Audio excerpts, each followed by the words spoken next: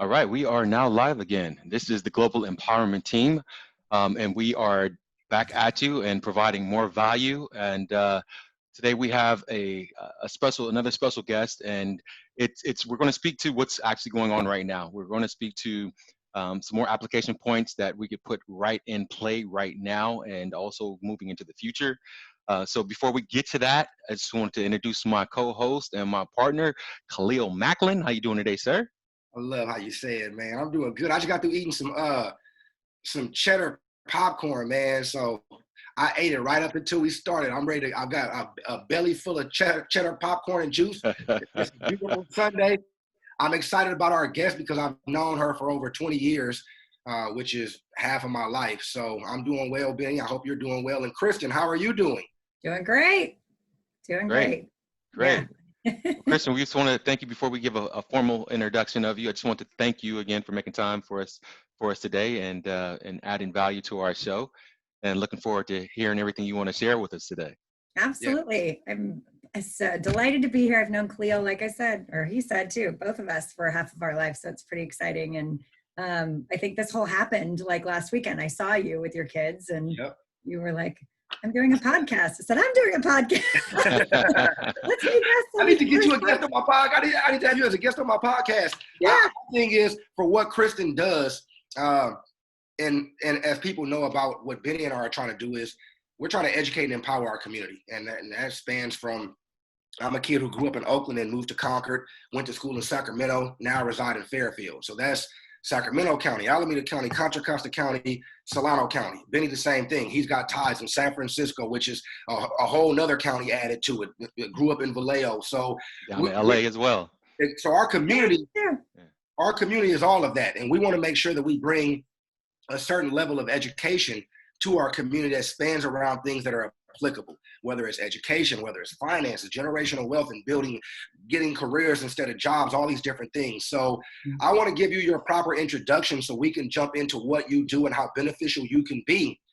So people at the end of this can know a little bit more about the recruitment process, the hiring process. Maybe some people can contact you to make sure that they go about it the right way. But I want to present to some of you and introduce to others Kristen Revell, Mrs. Kristen Revell, great woman. Kristen graduated with the BS in Business Administration from UCR, University of California, Riverside. Worked for a CPA firm for almost a year and then left and went to Robert Half, which is in the account temps department, to find work, and they recruited her. I love Robert Half. They do a lot of things out here in Solano County as well, so they're a big firm. Yeah. She figured she'd give it a year, then market herself to her next career in accounting, since she didn't like sales and didn't want to do it. Kristen ended up staying at Robert Half for the next 24 years. They must have treated you right to make sure they changed that mind and change it for 24 years. She was in 3 divisions and 8 positions.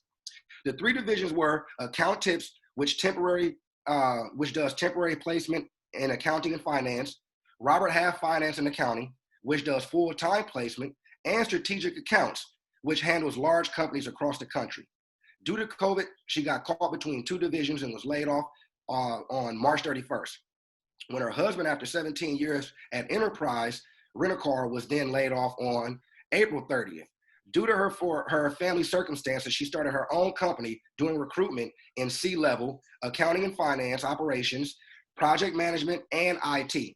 Plus partnerships with ancillary businesses that help support companies becoming their best self, along with a podcast and a Women's Excitement or executive and entrepreneurial group for the East Bay. She lives in Concord with her husband of 22 years, great man, Chuck is my man, 2 kids, Reese, who's almost the same age as Kalia, who's 15, and Ian, and he's 13. And I grew up watching Ian play basketball, man. You guys don't understand. You think Steve Nash is something?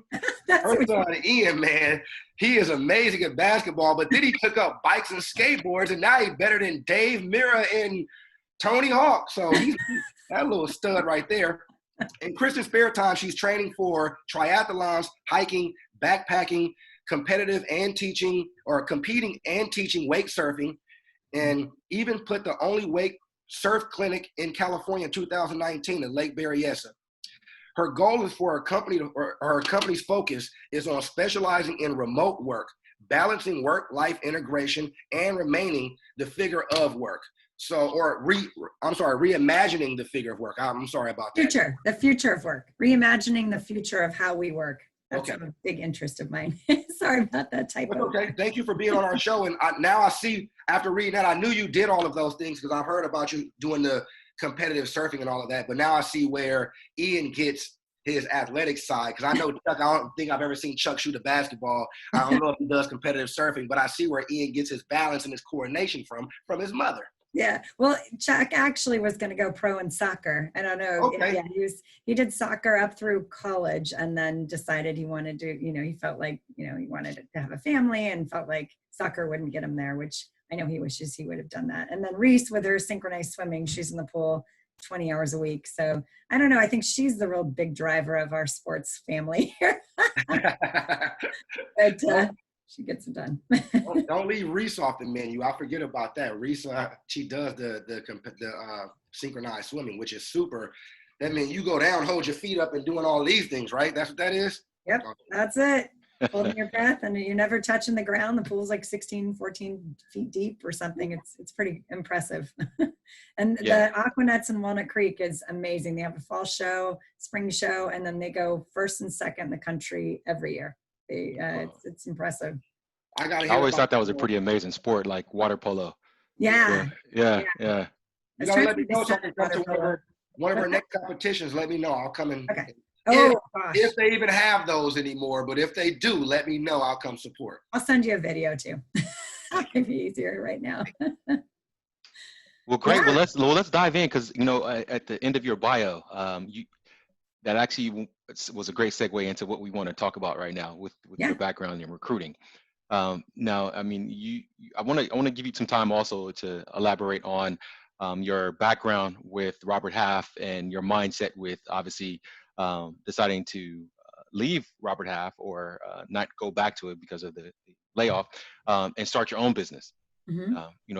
We want to speak to that because we have a lot of entrepreneurs and people who have the entrepreneurial spirit who want to, move forward with starting their own businesses. So I definitely want to give you some time to speak to that. But you had spoke to the future of job growth, the future of the industry. Obviously, COVID-19 had a huge impact on your family, with the layoffs with you and your husband. So what fields are you seeing? We had I forgot his first name, Chloe, Chloe, on last week. Jim DeClo. Jim DeClo. We had him on last week, and he spoke to biotechnology as a huge field moving forward that obviously has a broad future, even with in the midst of COVID-19. What other fields are you seeing, or that is being heavily recruited to move into the future, the future of career growth right now? Well, just off of the biotech side, I mean, health anything, right? Just with health, artificial intelligence, fintech. It's like banking, but high tech banking, basically. That's huge. There's so many apps and so many ways now we can do everything online. So anything related to that is huge. Noticing, I mean, I'm just looking at, so mostly high tech. I even have manufacturing, which is kind of interesting. So just, not as many of that, but a lot of private equity firms and companies are investing right now in smaller companies that they see could be better managed and to grow. And there's a lot of consolidations. A lot of what I'm seeing right now are the ones that I'm talking with are companies that are have been around for a long time that want to fine tune and grow by private equity, fine-tuning things, collaborating with high-tech type companies in all areas. But those are, I think, the main ones that I'm seeing that are just growing like crazy. But yeah, healthcare is huge. Although it's funny because I'm not working on any healthcare clients right now, although it's just, to start where I'm at right now, it's just kind of reaching out to my network, and I'm just talking with everyone in that network, and they just happen to not be in healthcare right now. But I do know from other folks that I have talked to, I know a couple at Kaiser and John Muir actually that I have been talking with, and they're very busy right now. I mean, insanely busy. Now you did mention that one of your focuses is accounting, finance, IT, things like that. Are those, and I'm assuming because you also mentioned one of your company's focus is remote work moving forward. And there's certain industries, obviously, that can work remotely and still be quite impactful and still be productive. Yep. And there are certain industries where remote just doesn't work. So Right. the industries you talked about are, I think, industries that can be done remotely. But can you give a little more explanation and emphasis on the remote side of what you're trying to work on, specifically in these particular industries, and what that looks like moving forward? So just also, I'm happy to talk about that, and then I'll answer that question and I'll go back a little bit. But with the folks that I'm talking with, a lot of them actually, and there's a CFO, controller, and someone else. I'm trying to remember what the title of that person is, but they are pretty higher level, which actually is kind of interesting too. I mean, at a C-level, not seeing your staff. I mean, I'm seeing that, with Zoom, it was coming and obvious even before COVID, but now it's, prominent where we're able to do that. And there's so much with a phone and a computer. That's all you really need, and access a VPN tool. And I mean, not having to be face-to-face every day I just feel like there's a lot that can be done. And the way all of us work in the last 20 years, but probably before that, but that's what I can speak of, right, in the last 25 years. And specifically as a mom and trying to manage, helping our kids, there's just a lot more hands-on parenting now than when I was a kid, basically. To be able to do our best at all of these different things. There's only so many hours in the day. And I have quite high energy and I struggle at it. So, I think for anyone, it's a struggle to try and balance that. So I just always felt like remote was the future of where we were going to be going. I'm seeing it right now. A CFO that I know, he was just placed, or he just got a job from a Canadian company. And so he sits here, and then there's other people in C-level and other positions across the US, and everyone's remote. It's funny because, long story short, there was a position in close by here, Danville, and he lives there. And I heard that there was this job, there was a finalist, and I thought it had to be him. And I hadn't talked to him in 10 years, actually. And so I called him and said, hey, you're either the finalist or you need to know about this job. And he laughed and he said, yes, I'm a finalist, but I'm not taking it. I'm taking this other job. It's a CFO remote position. And then he said I could refill his back position, which I did. So I got someone out to work, and then I got another job off of that for national sales director. So it's just kind of spreading out, which is great. And that position's the other one I was talking about. That position as a national sales director is also remote because they take care of the whole US, and there's 10 salespeople all across the US. So there's not really a need to be sitting in the branch, basically. But just to back up a little bit. So, was with Robert Half for 24 years. I was back in my early days, 96 to 2000. I was they have like the top 10 in the world go to this Reach for the Stars Chairman's Club. And I went every year. So I did really, really well. I got a chance to work with the executives and do other things as well. And then flash forward to the 2002, they said, you have to take all your accumulated vacation from 96 forward to all the employees, or you're going to lose it. And we're not going to pay you out. So I thought, holy cow, I've got 16 weeks on commission completely. What am I going to do? I guess I'm taking time off in 2002. And so I ended up taking 12 out of the 16 weeks. I went backpacking in Costa Rica. Actually, North Face was my client.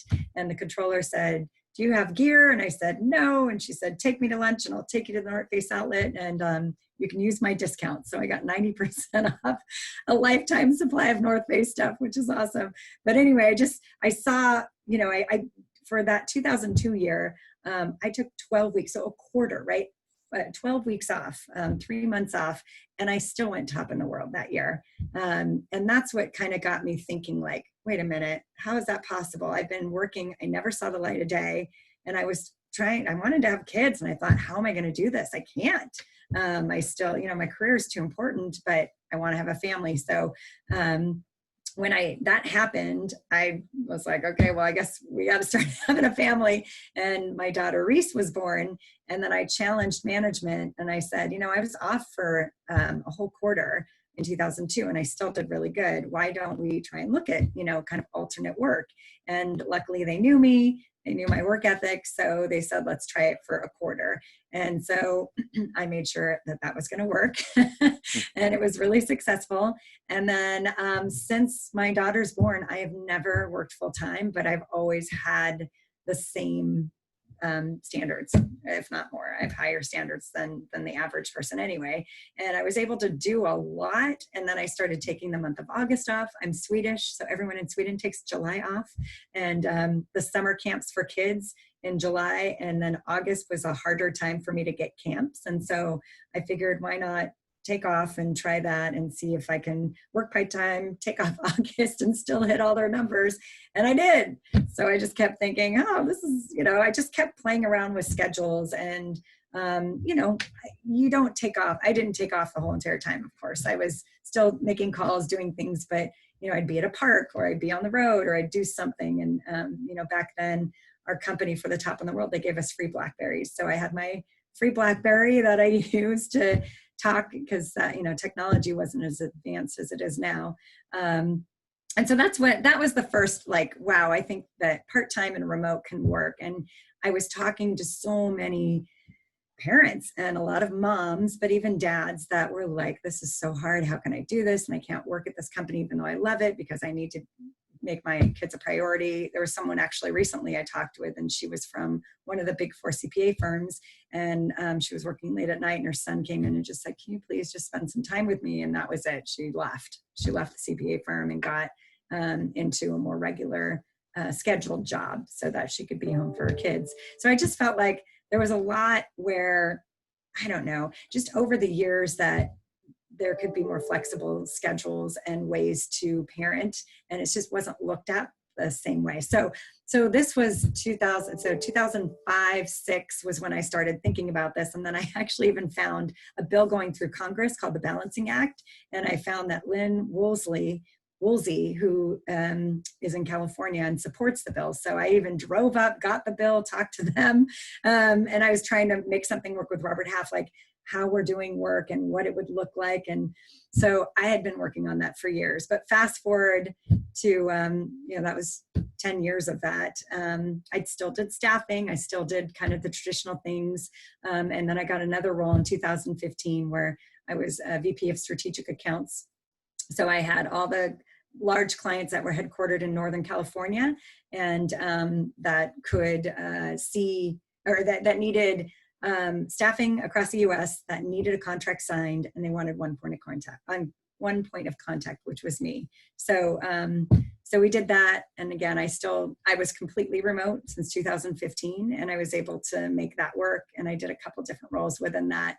But I just have always seen, like, of all the people I'm talking with, work can be done differently. I proved it and I did it. And my kids know me very much as mom, with them all the time, guiding them. And so that was really my big interest in continuing to pursue that. And so when COVID hit, I was actually transitioning. Robert Half allowed me to try to put together a startup, but unfortunately they didn't support it. And so 8 months later, we had to shut it down. And I was moving back to the field, but I hadn't been in the field since 2015. So, COVID, it didn't make sense. So they said, why don't you go home? We'll bring you back when we didn't know at the time, right? February, no one knew, or it was March at that time. So I got laid off. And then when Chuck got laid off, I just thought, I cannot sit back. We need to make money. We need to live. And I had been working from home since 2015, and it's working. And so now I'm just integrating, personally, the staffing is what I know, and the recruiting and the partnerships with people who need help, whether it be someone looking or a job that needs to be filled.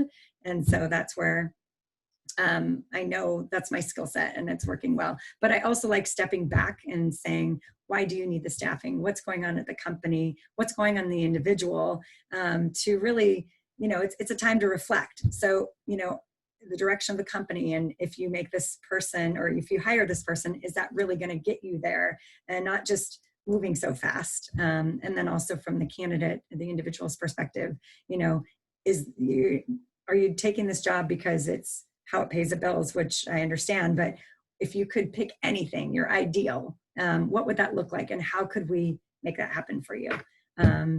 Which is actually what I did with Chuck. So he was my first placement.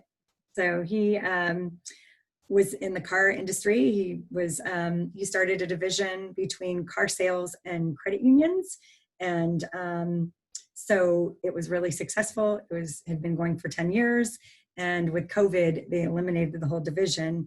And so I have another contact that has a car business. He's a CEO and founder. So I was putting them together. And at night, we were kind of talking about him thinking maybe he could look at a different industry that would be his ideal. So we talked about it, started researching online what that company would look like. He wrote down sort of his dream job and started scouring job descriptions to see if he could find something like that. And he found it. So we put a job description or a resume together, cover letter, and then me being the forward person I am, before I sent it, I called into the company, found out the culture, the person at the front desk, and how long they had been there, how they ended up there, and just learning more. And then I asked for the hiring manager's name. I left a message for him, and I talked to him, and I said, you have my husband's dream job. He has no clue I'm calling you, but I'd like to talk to you to just get a better idea to see if it would be a match. And he's been there for a little over a month now. Very nice. So, Very nice. yeah. And great elaboration. And that was a really, really important story. And thank you for sharing. Of course. Two things really stood out with me in your story. And you mentioned skill sets.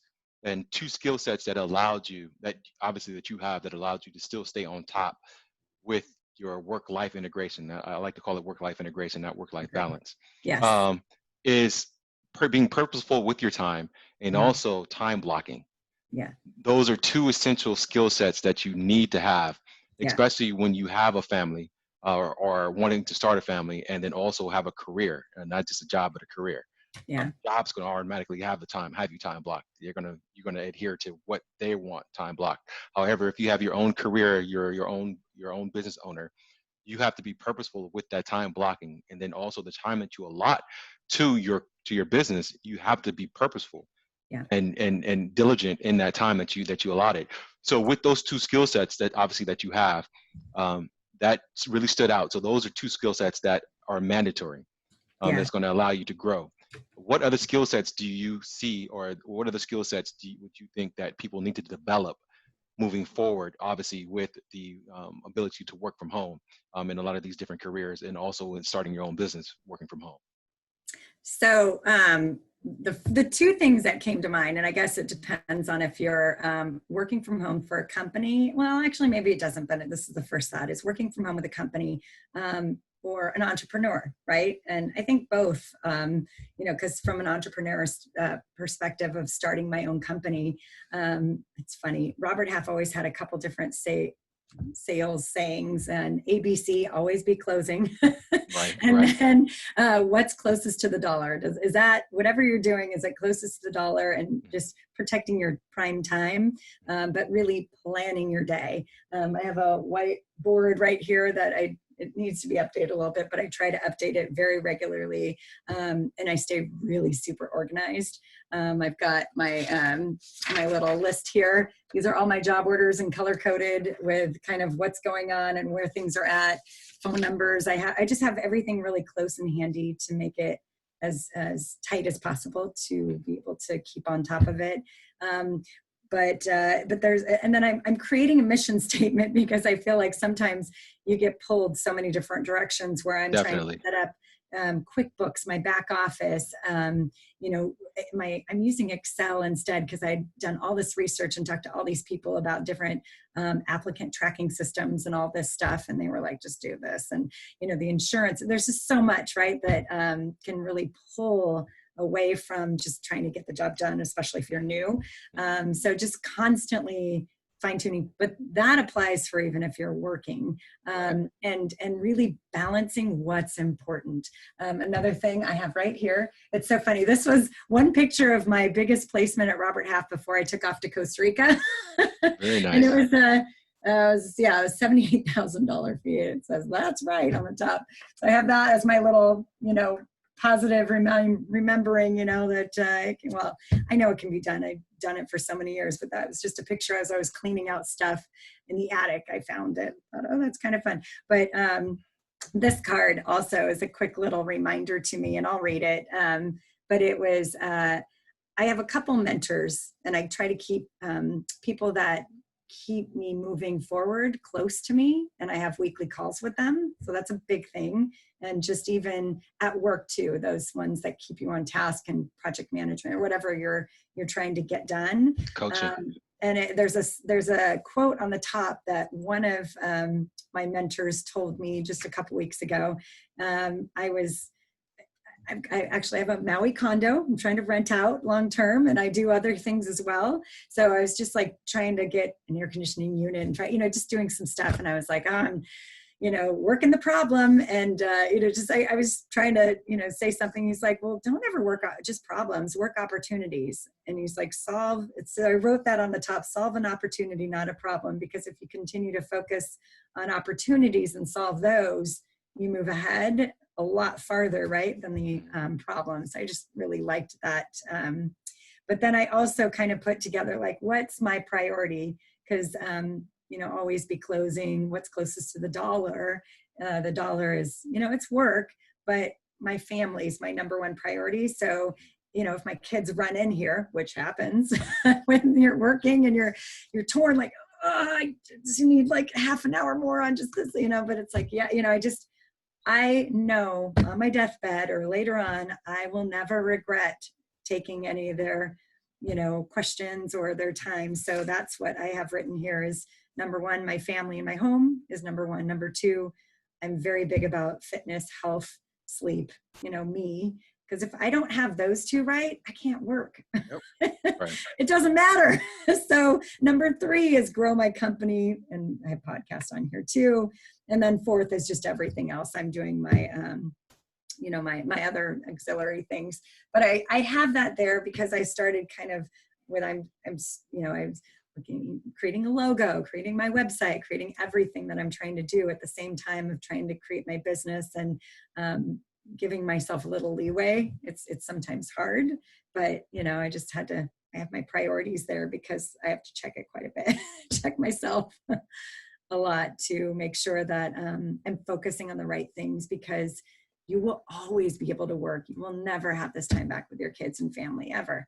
Very so it's hard. And if you're not able to make ends meet and make that happen, it's really the hardest thing is at night, or you're like, how do I do this? You just get so wrapped up, and it's I don't know, I would say either like get away for a day, go like to a beach or thing and just sit down and reflect, write down whatever, like really step away from it in whatever way, even if it's 2 hours, to really make sure you are going down the right path. Because if you are going, because we all go, if you're on the right one, it's easy. It'll all make sense. Your questions, you'll be able to, if you've got like your priorities in check, you can kind of check that and make sure you're on the right path. But if you don't, you just keep going down a rabbit hole.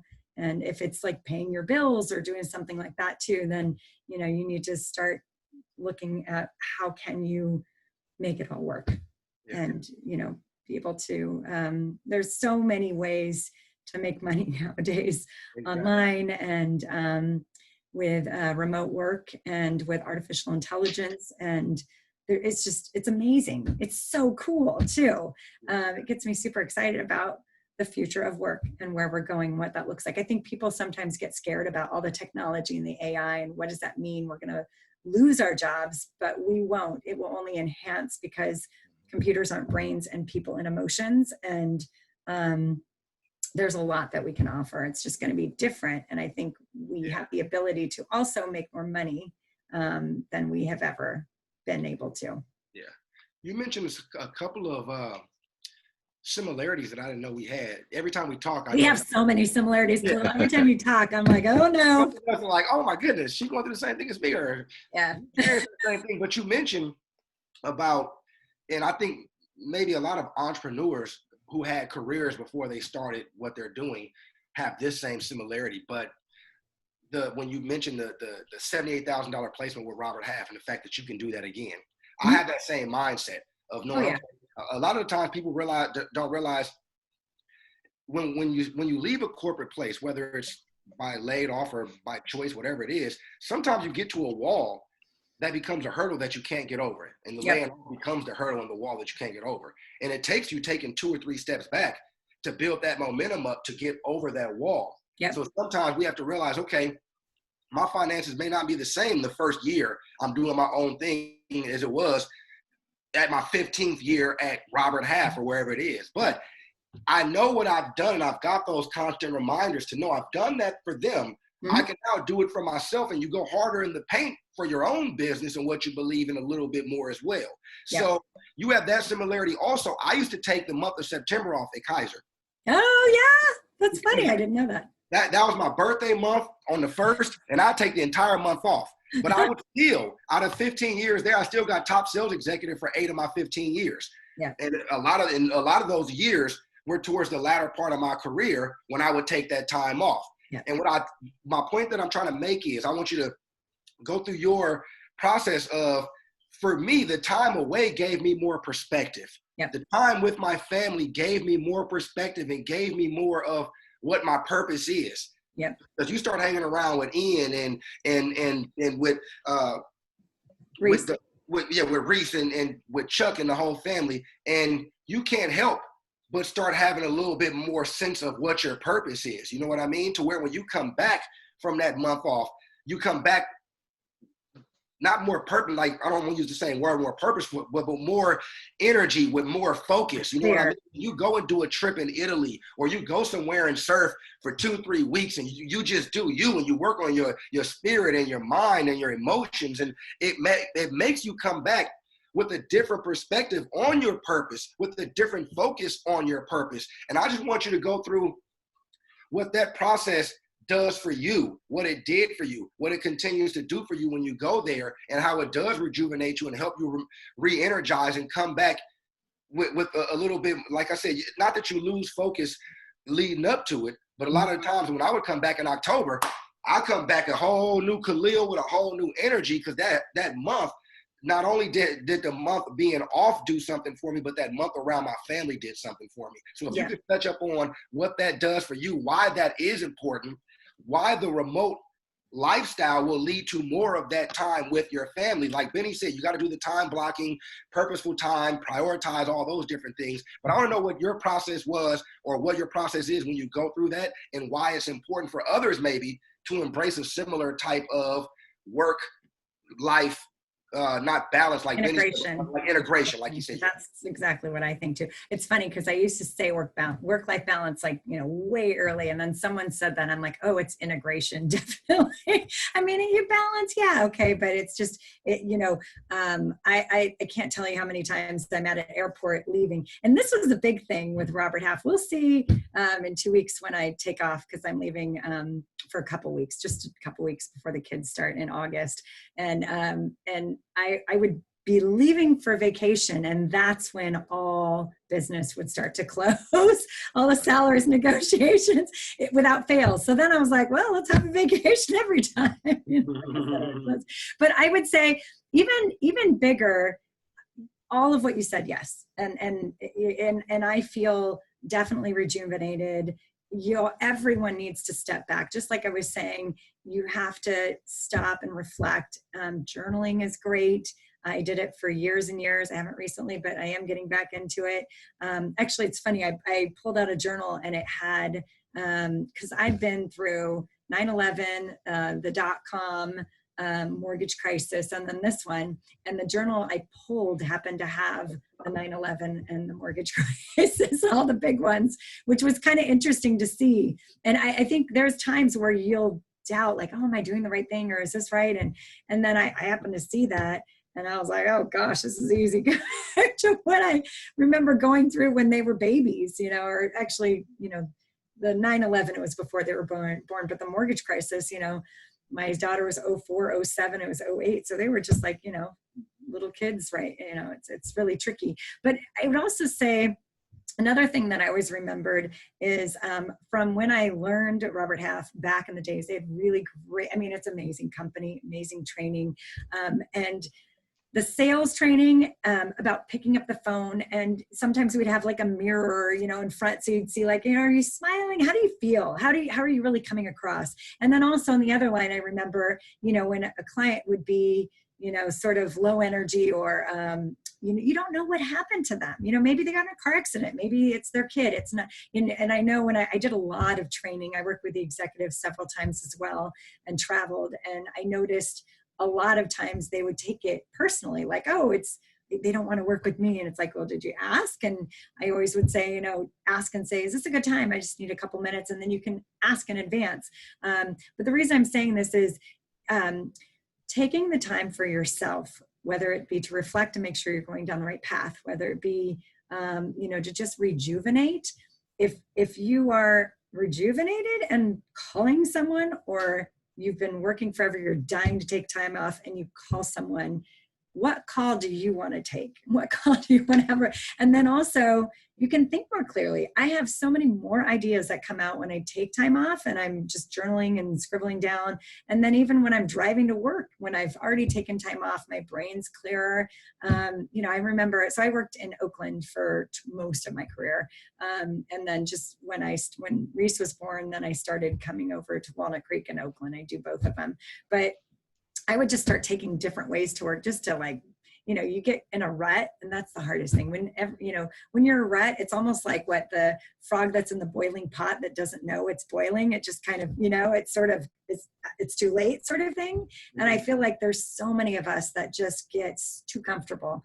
And it's about embracing the uncomfortable. I mean, believe me, I'm living it right now. And you just do it, right? And actually, I get more excited, and I do a lot more working out and exercising to balance it. And it just rejuvenates me just from that perspective on a day-to-day basis. I love doing triathlons, so I'm not able to do them right now, but I did my own mini one without the swim yesterday because the pools are still closed. Or I can't get into them. But it's just knowing, what are you passionate about? What gets you really excited if you can't take off a month or a whole bunch of time? And then even just like a weekend, drive up to the mountains if that's your thing, or to the beach, and just sit and like take a couple hours, because you will feel much better and you'll be able to think more clearly. And also, if you don't want to think about work, don't. Just get it out of your mind, and but you'll have cleared it a little bit, so that when you do need to make important decisions and think more clearly, you will be able to. I think that's Very really nice. good. Very nice. Yeah, and thank you. So actually, with that, brought up some more skill sets that obviously need to be adopted for people who want to be successful in their endeavors. So along with the, you know, being purposeful with your time, the time blocking, work-life integration, I'm hearing coaching, because you have a coaching setup with other individuals that you mastermind with, your mentors that are Yes. coaching you to your goals. Organization. You spoke about how your office is being organized, how you're meticulous about writing things down and staying focused on your priorities. So that's being clear, is understanding your big why. That's a really good book by Gary Keller. Yes. The One Thing. So focusing on. Well, the one thing, yes, you know, it's so funny. Kelly, I just listened. So he was interviewed by Tim Ferriss. And I love Tim Ferriss. And so I do long bike rides a couple times a week, a couple hours. And I just listened so he has also a podcast called no, it's not called The One Thing, but he did talk about that book, and it was great. Yeah, it's an excellent book, because it definitely gets you dialed in on why you're doing what you're doing. You know, Yes. and that's what drives you every day. That's what, you know, keeps you motivated, especially as an entrepreneur. You have to be motivated. Yes. And then being refocused back on that big why, right? And Yeah. so that also obviously speaks to taking the time off to be rejuvenated. So Yeah. one of the things that we talk about in the real estate world is, you know, when is a realtor they're the most busiest? Right before they go on vacation. Oh yeah. Right? Yeah. right before they go on vacation. They're their most busiest. They're scrambling, making phone calls. You spoke to it earlier. When you go on vacation, you start all these things start coming and closing, right? Yeah. So that week or that 2 weeks before they go on vacation, they're so driven and so focused. They're making the phone calls that they've been putting off. Yes. They're being purposeful about their time and where they haven't been purposeful. They're, Yes. being more focused on their time blocking and making the calls that they should be doing every day to continue to build up that momentum. And and that could be in any field. It doesn't have to necessarily be in real estate. You take that same product, that house product, and replace it with something else, and it's the systems that you have in place, right? So all these things, all these skill sets, it becomes a system. And so Yep. if you're repeating that system, if you have that system dialed in and you're staying focused on the time that you have blocked for your business, then you obviously will become successful. Mhm. One of the things that we do, and that I train to new realtors is that you time block around your vacation Yep. because you need that time. You need that time to regenerate. You need that time to get focused back, give back to your family. Give back. Yes. If you don't have a family, give back to yourself because you do, like you mentioned, you do come back much more energized. You come back much more focused. You need those things because if you're doing things monotonously every day, it's a toll. It takes a toll. Yeah. So you got to take that time. So time block your business around your vacation, whether it's like you said, a day going to the beach or a day walking through the hiking. You have that on Mhm. your calendar. If it's on your calendar, it's going to happen. That's one of our Yeah. phrases. If it's always written down on my calendar, it's going to happen. Totally. Yeah, I right. completely agree. With those skill sets, and you did speak to that earlier about the health career, the health industry, also tech industry.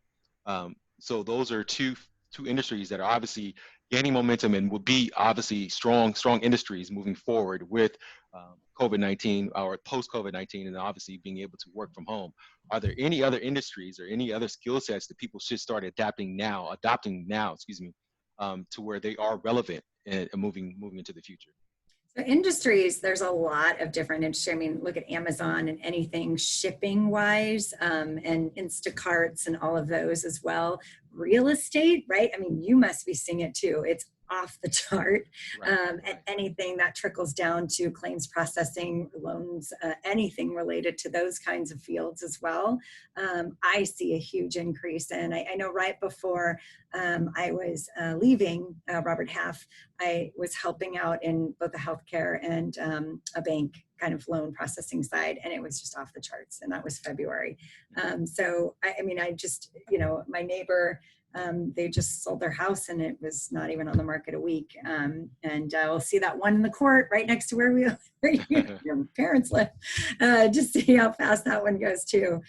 So those are some, but anything, you just look around, honestly, grocery stores, what they're doing. I mean, can you imagine Target, anything related that you're seeing on the news, in the paper, or just that you're interested in, that makes your life easier right now, is growing. It's just off the charts. I would say also from, again, accounting and finance and recruiters that I know, anyone I know across the whole country is beyond swamped. So, I mean, I have 7 job orders right now. We already filled one. I'm about to fill another 2. We're really busy. So recruiting is a great industry, and it's, allows you to be flexible, and it's been great to me. So there's a lot. There was another question. So industries, and then you said something else. I don't know. Skill sets. What other skill sets would you feel that someone would need to adopt to be relevant moving forward? Okay. So there's a lot of skill sets, of course. And the reason I'm hemming and hawing is find what makes you just that you really love first. Right. Very just true. Write that down, start to investigate and look at that, because if you have that, you'll have everything. Because I always see, and I'm even for my kids and, the people I know, I always start, what's your ideal? Because if you have someone, it's as if you took a vacation. What if you didn't have to work and you made all the money in the world? How awesome would that be, where you went into work and you felt just excited each day to get out of bed? That's how it should feel. Heck, I think that's a very powerful question. It's huge. And I mean, for staffing, I really do love it. I love the clients. I love the people.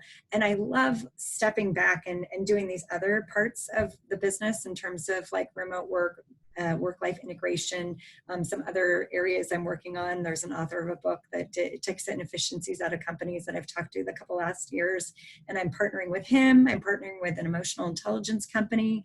A girlfriend of mine I've known for 20 years. She started a company a couple of years ago with Mark Brackett, who created the Center of Emotional Intelligence out of Yale. He works for Yale. Very smart. Just the thing, there's so much coming out right now that's just there to help grow and expand what we have. And we need more people who, it's hard because we just got to make money, right? You're like, okay, if I can just do that, that's great. But just taking your skill set and networking, doing your job, what you've got, but then also just taking the time to scour and look at LinkedIn and jobs to see if there's anything else that's really gets you excited. And you may not even know, just read job descriptions. Like, if you could pick an industry, I'd like this and this one. And then look at a job description. This one looks interesting. That just spend some time. We spend time shopping and doing other things, but we don't spend time on our own selves in terms of like careers and where we're going. And I think that's really, really important, just to do that and then start asking for informational interviews or a lunch or a question on LinkedIn with someone that has the job that you're interested in, or even I always look at where they were and what organizations they're attached to, and what skill set they have or license that they have that could get me where I want to go. I think that's the more important question of really what's going to make you successful and grow what you're really supposed to do and become. Because the best thing is to make work not feel like work and make more money. I think those are like the two biggest things, right? If you can do that, then whatever the skill set is, you're good. Right. What do they say? When you do what you love, you'll never work a day in your life. Yes. Right. Sure. Like when you work for Robert Half, when I worked for Kaiser, I never felt like I was I loved giving seminars and giving presentations every day and educating people. So I never felt like I went to work. Even now, I meet with people. I met with a pastor 2 days ago. We talked about financial planning. I go home and I put a plan together with my team for him. Like, that doesn't feel like work. And it takes me back to what Benny and I talk about, the 5 P's of success. You've mentioned several of them. Yeah. Purpose is number one. When you find your purpose, you can't help but be passionate. The two go hand in hand. Mm-hmm. And a lot of the time that you spend with your family, we both mentioned it, you find your purpose, which leads to your passion. Benny mentioned it. You got to write it down. If it's not written down, it's not happening. So you got to have a plan. That's the 3rd P. The 4th P is people. And the 5th P is persistence. But the thing is, when you do what you love, which feels like you don't work, you want to be around those people. You want to stay persistent. You know what I mean? You want to follow your plan to where it never feels like you're going to work, because everything you do is purposeful, as Benny meant. It's purpose driven. So I want to be around the people, as you mentioned. I want to surround myself with people that are going to drive me and strive me to be better.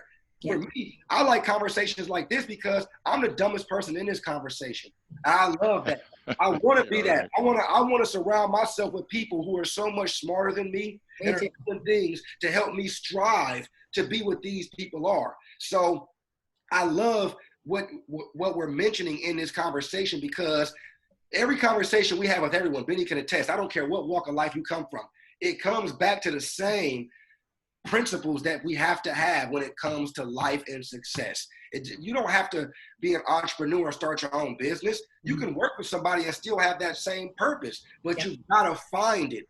And those are the kind of conversations that we're bringing, or to help people find those. So what I want to ask you is this. I said all of that to lead up to, how does someone look good on paper? What's the importance of having a relationship with the recruiter? Like, how do I look good on paper, and how do I utilize a relationship with you to advance my career? Because I think a lot of the times people don't really know how to write a resume. Maybe they don't know how to reach out to a company and make it pop to where someone calls them back or actually follows up with their inquiry about the job.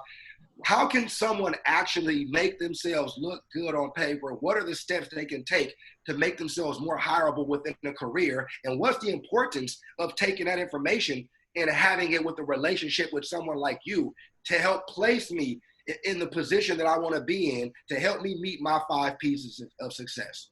Yeah, so great question, and I echo everything you said. Before I dive into that, for anyone who,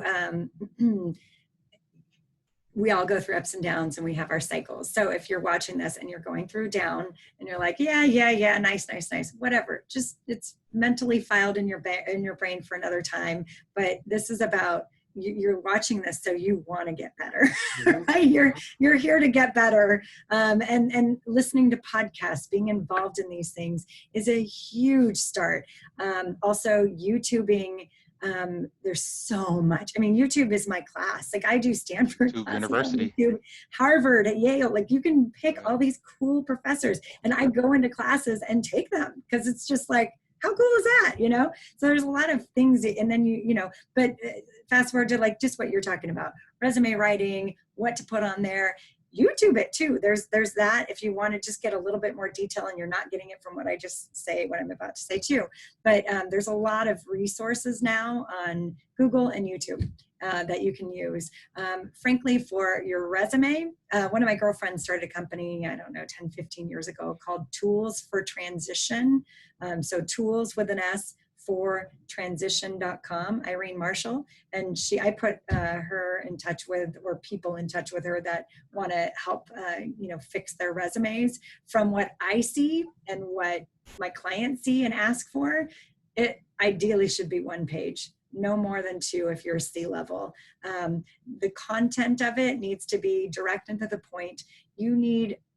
I'll generously say you'll have 7 seconds to catch someone's attention, specifically if you're applying for a job, because there's how many applicants, right? That, so it has to stand out. So it's be very clean, very simple, clean font, nothing fancy, no script, no nothing, just bold, plain, simple. You don't really even have to put your city, but you probably, or your address. You don't need to put your address. You can put your city. That's fine. Your telephone number, your cell number, the one that you're going to answer and get in touch with the most frequently, and the email address. And then underneath that, for me, having all of the, the highlights, a lot of people in the resumes I was looking at, they do have highlights. Just make it very simple, succinct, and to the point. What your employer wants is to have you make their job easier, simple, and take time off your, everything. So if you have a very messy or unorganized resume, if it's too long and it's a laundry list, it's really supposed to be like a snapshot so that someone in 7 seconds can glance at your resume and understand who you are and what you do. So I was this. You have 3 to 5 bullet points max on what you did in the job, and then ideally accomplishments. What were you able to do and get from that role that made an impact and made your client or the company more streamlined or helpful? And what is it going to do for me, right? I mean, that's why they're hiring you, is to make their job easier and to fill that need. So I hope that helps. It's just very simple, what you did chronologically. You'd put your company in bold, your title underneath it, and then on the far end, the dates. So you can just kind of glance and everything looks exactly the same. And then education, systems that you are, that you have, or skills in that realm, if it fits the job description. And then interests, hobbies, if you wanted to put that too, that's always good because it shows that you're well-rounded. Personally, I think that shows a lot, not just that you're working only, but that you're a well-rounded person. So you had one other question, I think. No, I was trying to see. I wanted to know what someone does to make themselves look good on paper. Yeah. And what you just explained. How do I make myself more hireable? And then what's the benefit of having a relationship with you? Like if I'm looking for a career, because I want to make sure that, because I know what you do and I've seen what you're doing and I've seen how successful you are and how successful the people that you place in the positions, how successful they become afterwards. So I want people to realize the resource that you are and get your contact information in a moment so people can reach out to you. But I want to know, if I'm looking for a career and I've had no luck, I think, oh man, COVID-19, maybe this year is just over, I can't get a job. I need to know that there's people like Kristen out there that I can reach out to. And when I reach out to them, what that's going to do for me. And I mean, other than placing me with a job, there's things that you're going to do as far as helping somebody understand their resume. You're going to gear them up and give them certain tools and skill sets that you and Benny have been mentioning. But I want to know what's the importance of that relationship base. That was the second part of the question. Okay, and then I always add something right before I'm going to answer your question, but just to make sure that you update your LinkedIn profile as well. Keep it very active. Also putting in that you're open to hearing of opportunities. So there's a lot of us recruiters that are independent. It's insane how many people are independent. I had no idea until I started doing my research when I was looking at how many. And then there's these licenses. I got a license with LinkedIn.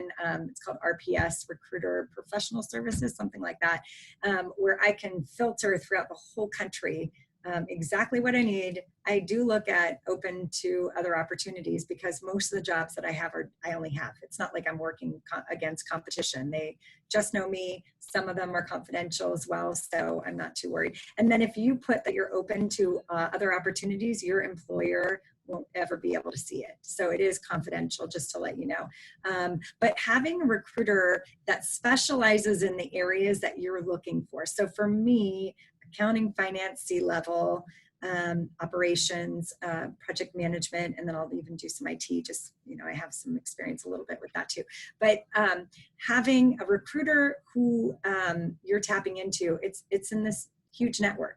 So it's really networking with the right people to get you to the area that you want to go into. So 24 years, it's just, all of the relationships I have and connections.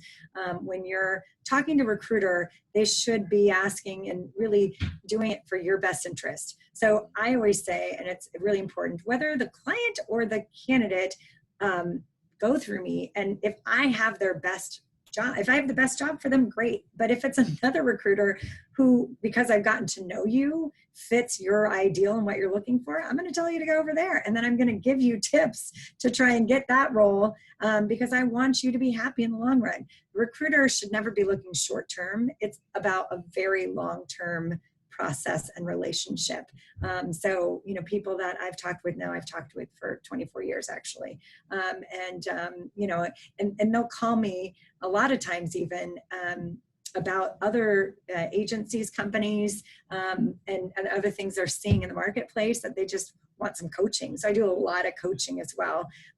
But it's having a strong, great relationship where they have your back and you feel you can trust them and really, be able to share anything and everything with your recruiter gives you such a two-way street where then I can dig in and look, if you're interviewing for another company or interested in a company that you see, I'll look on my network and see, do I know someone there? And sometimes I do, and I'll call them and say, hey, I have someone that is interested in your position. Would you be open to having me send over the resume? And whether they'll use me or not, I'll still send it over because I want to help them. That's the big thing. Because honestly, from a recruiter perspective, really, what comes around goes around. That's always my motto. But even if you place them, then if they have a need in the future, who are they going to remember? They'll remember you.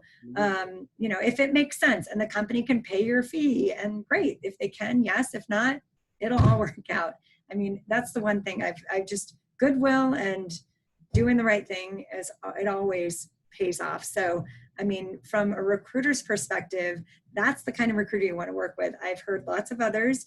And if you feel uncomfortable with your recruiter, you need to find another one because it needs to be like almost a friendship and someone that's like a mentor that you can really look up to and who helps you get your dream ideal job and helps you think things through differently than maybe you would think at the C-level, at the lowest level. There's, I don't care, but in terms of who I'm dealing with, always questioning and asking thoughtful questions for them to think through the decisions that they want to make. And a lot of times they'll ask me a question and I unfortunately always turn it around to another question because I want to really better understand why, what do you mean by that? And and then I'll answer your question if, because I don't want to stray you a different way because you have to do the job on a day-to-day basis, not me. And that's really the biggest driving force is knowing that I'm not just trying to make a dollar. I'll make a dollar somewhere and I'll be just fine. I've done this long enough and it all works out no matter what. Yep. It's about doing the right thing and really helping the person find what they really want to do and what they're happy with, because that's the most important thing. That's why you would get a recruiter. Mm-hmm. Yeah, definitely. And Christian, that was very, very impactful. It speaks to life itself. It is essential in this life to understand the importance and the value of building lasting relationships and nurturing those relationships, because you never know, you're providing value to, like you said, it's reciprocal, so it comes back around. If you're providing value to others, you'll get value in return. Yes. So understanding the importance of that in any business venture that you get involved with, build relationships, build lasting relationships, nurture those relationships. So, and then also real quick, because you mentioned this a couple times, and this for my ignorance as well.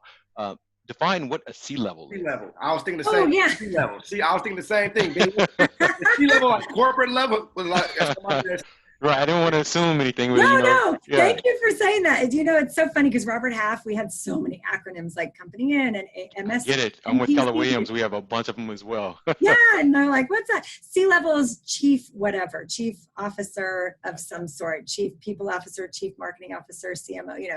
Just the C-level is what we always called it, just for short.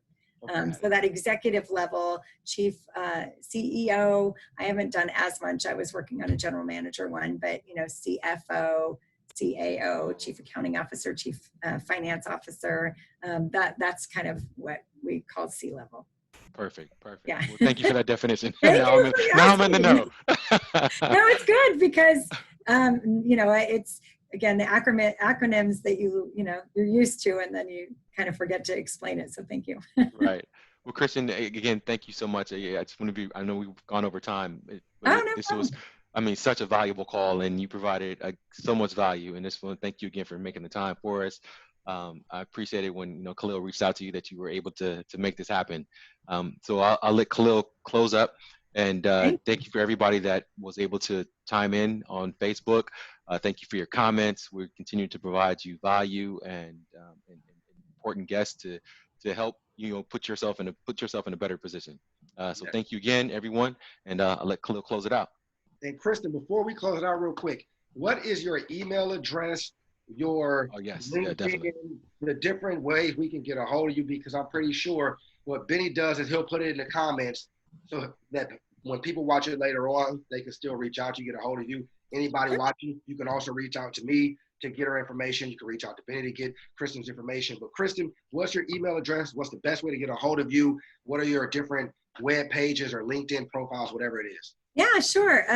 So Kristen Revell is on LinkedIn. It's not the lion one, it's a different one. And I'm updating my profile picture, but I haven't done that and I haven't launched my website yet. So once it's all launched, it'll be the Revell Group. But whatever the LinkedIn is that's attached to the Revell Group, it's not the lion one, is the one that it's easier. Hopefully by the time someone watches this, I'll finally get it together, get it combined into one. And then no my pressure. email We get address no pressure. We get 1,000 views like the day after. Oh gosh, I don't think I can do it that fast. Maybe not that. Maybe someone later on or something like that.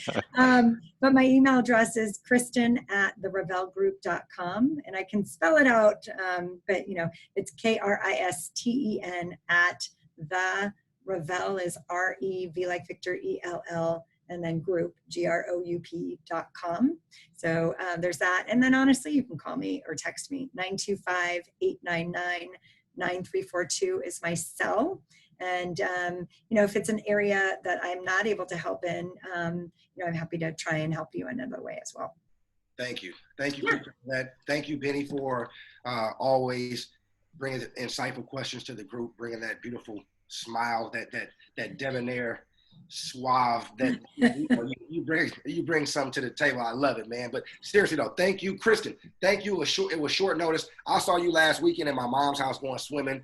Yep. Those of you who saw me last week, got the flowers in the background. That's my mom's house. Whenever I got a flower mural in the background, that's mom's house where I grew up. swimming fine. So, Kristen, thank you for making yourself available. I will be on your podcast coming up soon. But for everybody watching, go to the Revell group.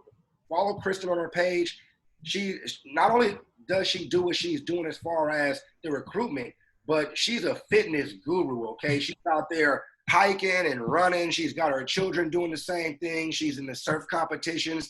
If you want to get involved that way as well, reach out to Kristen. But make sure you hit the subscribe and the like button on these videos with Benny and myself. Go to Benny's page, go to my page, go to our YouTube page, go to our Instagram, go to our LinkedIn, stay on our Facebook, whatever it is, whatever platform we got you covered, go there, hit the subscribe and the like button. There will be more content coming. We've changed our time on Thursdays to 6 p.m. There's more people now back to work. So Benny and I said, you know what, let's switch it from 11 o'clock to 6 p.m. So every Thursday at 6 p.m., there will be more pertinent content coming each and every week, and every Sunday at 2:30. We're going to let you guys get into church because we go to church as well virtually, get some lunch in your system, do some yard work, and we right back at you again with some more global empowerment. But thank you for tuning in, whether live, later on, whatever platform. But we appreciate you, Kristen. We appreciate everybody for watching, and we'll be at you next week, okay? Sounds good. Thank you so much. It was a pleasure and really enjoyed the time. It's honestly almost self-reflective too, to where, it was great for me as well. So thank you so much. It was nice to meet you, Benny. Pleasure meeting you as well. Thank you so much. Bye-bye. Good to see you. Bye.